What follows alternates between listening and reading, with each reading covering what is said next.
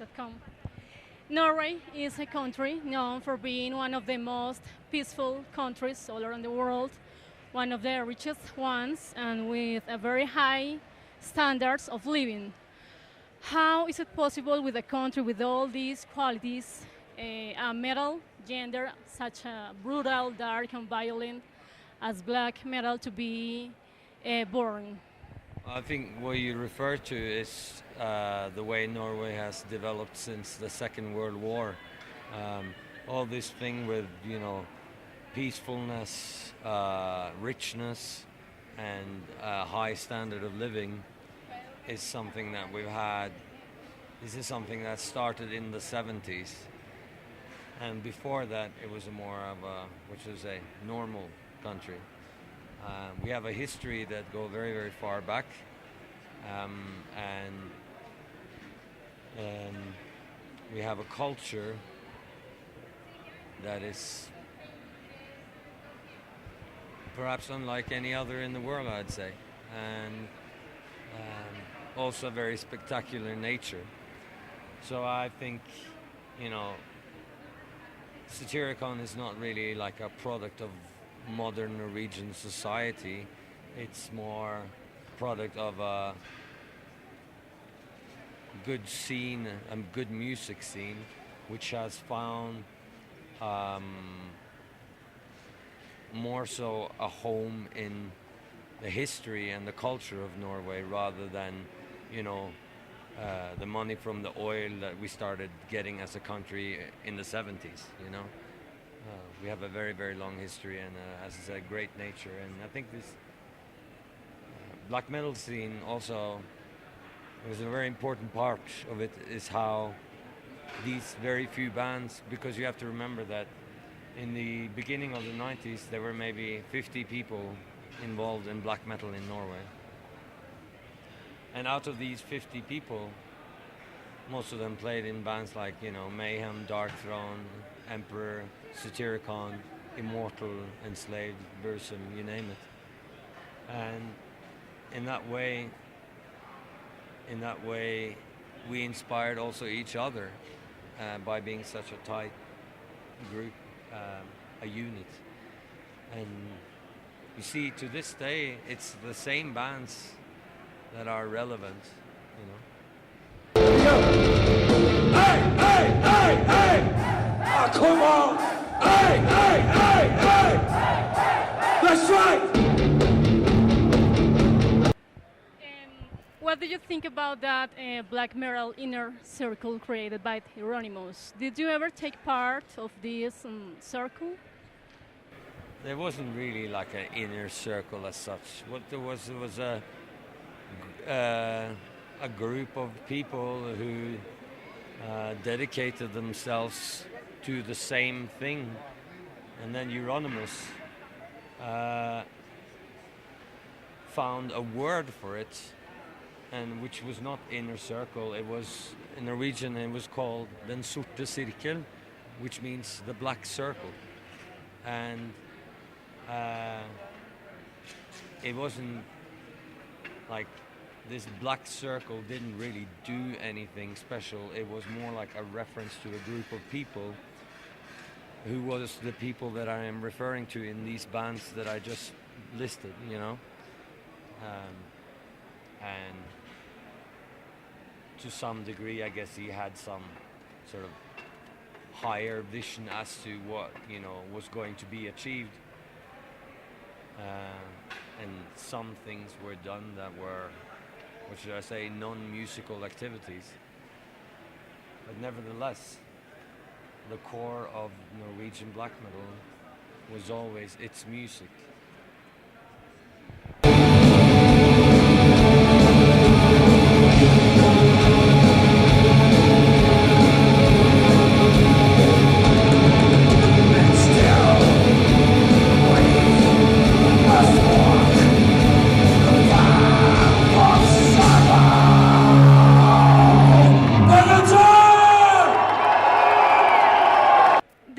Documentary called Until the Light Takes Us, where we can see some events regarding to black metal history in Norway.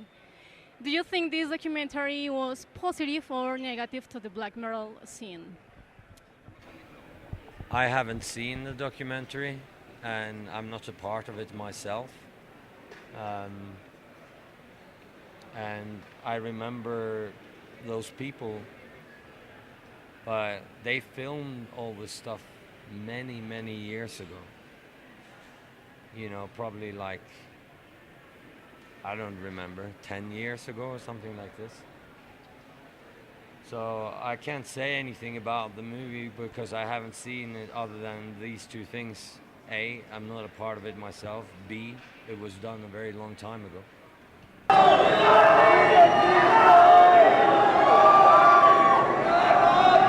Kampen mot gudar vita Satyricon.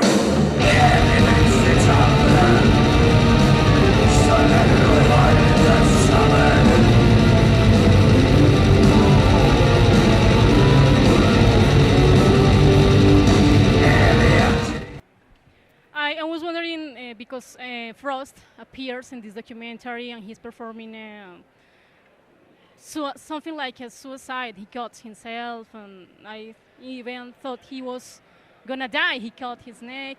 Where does that need of self-destruction come from? Well, it's certainly not a part of Satyricon.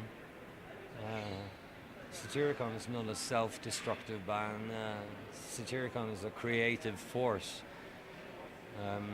Now, I know that he did some art projects together with a very, very famous Norwegian artist called Bjarne Melgaard, which is like a world-famous Norwegian artist. And I know they did some performance art where I guess the point of it was for it to be very, very destructive and extreme.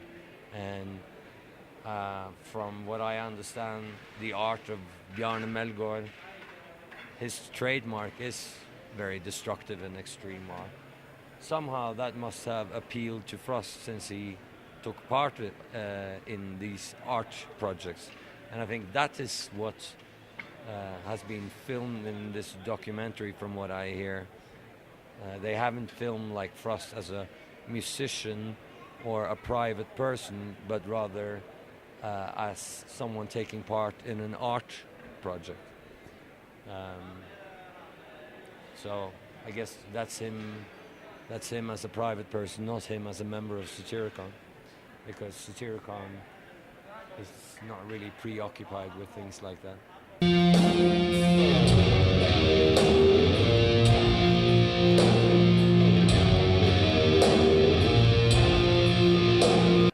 Do you consider a satanic, pagan band or no? What kind of band is Satyricon, lyrically talking and ideologically talking? Well, it's not a religious band in any way.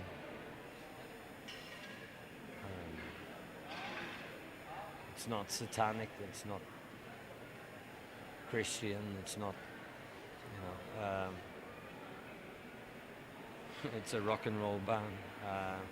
Certainly Satyricon is a band with some depth to its lyrics, and it's a thoughtful band. And it's a band that has a very distinct philosophy on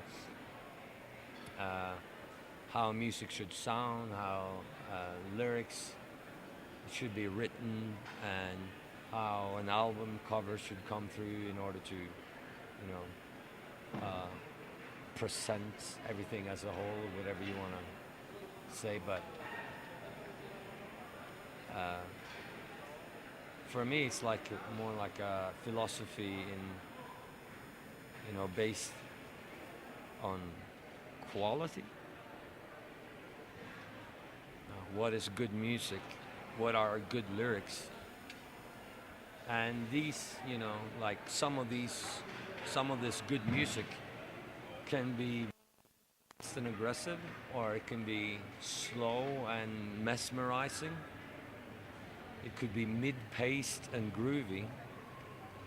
Could be atmospheric and sorrowful and full of melancholy, or It could be brutal. So, and in terms of lyrics, those lyrics could be, you know, my philosophical view or take on something, a certain subject. Could be based on a dream, view, something that I deem to be of great importance, but it's not really connected to religion.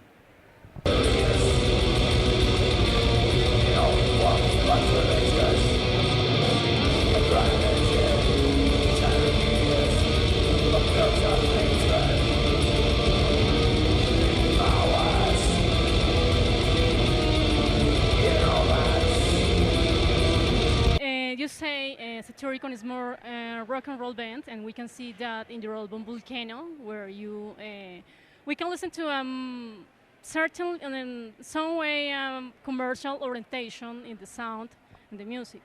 Why did you decide to take this new path with the band? To make it clear, when I say rock and roll band, I use that casually as a term. I would say that all black metal bands are rock and roll bands. I mean, that is what black metal is. It's an extension of rock music. It's not like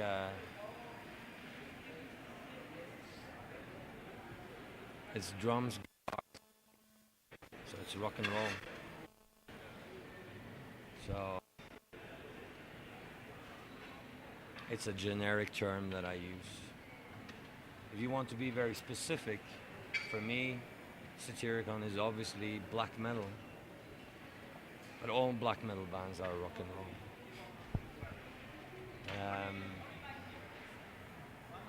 When it comes to commercial orientation, I would say that the definition of commercial to me is to try and suit the market.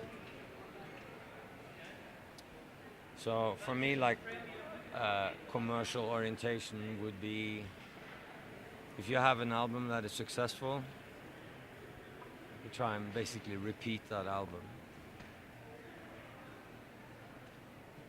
So let's say one of the most iconic songs of black metal is our song called Mother North. So for me, commercial orientation would, for example, be to try and write another Mother North, to copy that. To do something completely different is for me the opposite of commercial orientation.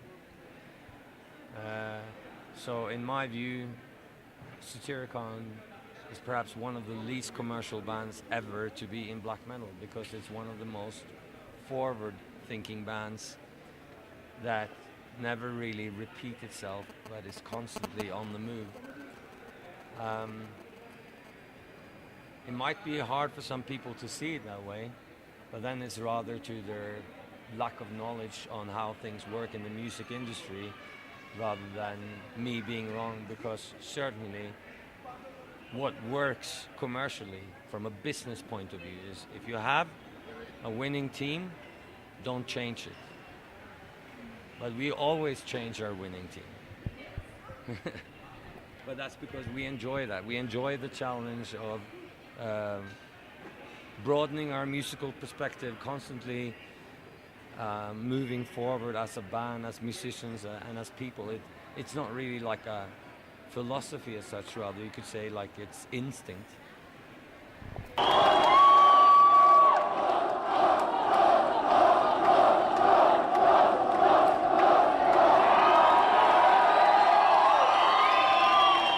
I understand that the name of the band Satyricon, you were inspired by a movie of Federico Fellini, or by a book of Petronius.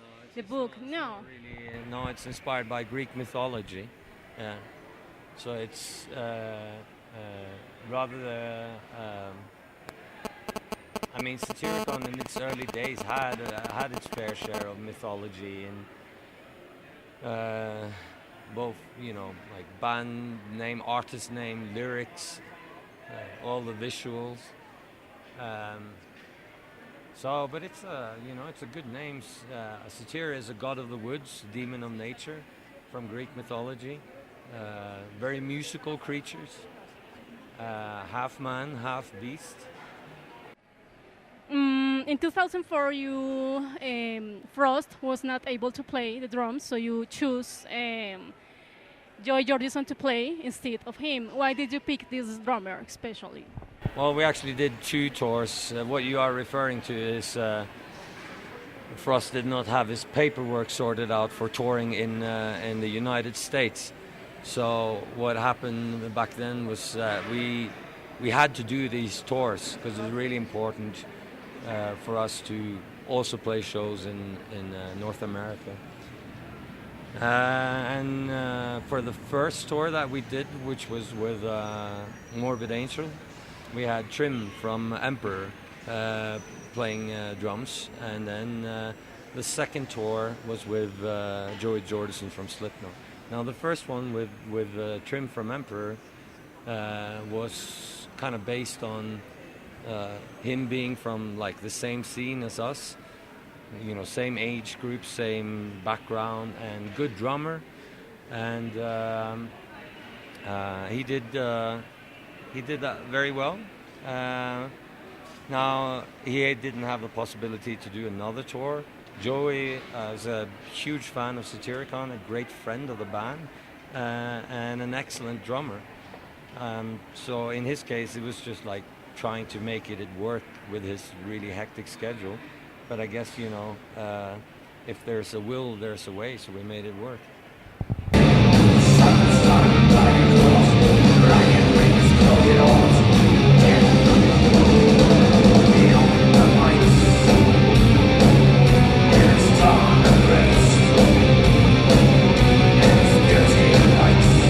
Anselmo is also a big fan of the band, and there is a video of your official site with him talking about the band. Have you ever do any collaborations, musical collaborations with him? Yeah, I mean, we did Ibon together, and the only thing that was officially released was a song on the Moonfog compilation called "A Different Perspective" from the year 2000. So that was a song called "Mirror Soul Jesus." That was a result of that. We did actually record quite a few songs more than that. But what happened basically, like these songs were actually insanely good, and I did the majority of the songwriting for that myself, and Philip did the majority of the lyrics and also some riffs, and same with Fenris. He contributed with some riffs, and him and Philip was, you know, they were also really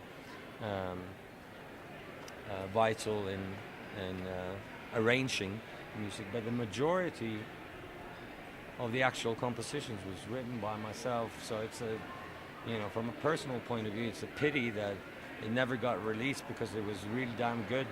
But it was, you know, Philip was really haunted by personal problems in his private life at the time, and it was just not possible to get him on board to finish off and complete what we were doing. So it all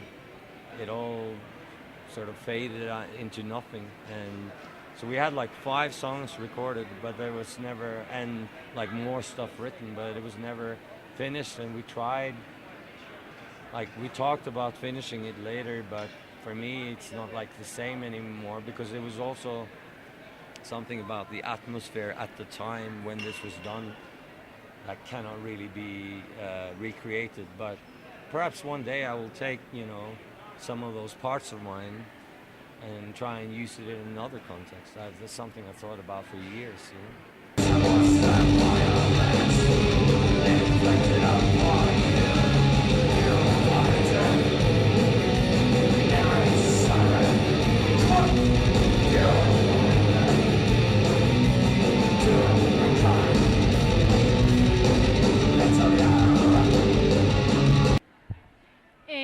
anything you want to say to your fans in Colombia and for the viewers of Metallivecolombia.com? Well, to the fans in Colombia, I can say thank you all for being so friendly and hospitable to the band. And it was nice for us in Satyricon to finally have the chance to come to Bogotá. And I hope it's not going to take 20 years until the next time we come. Thank you very much. Thank you.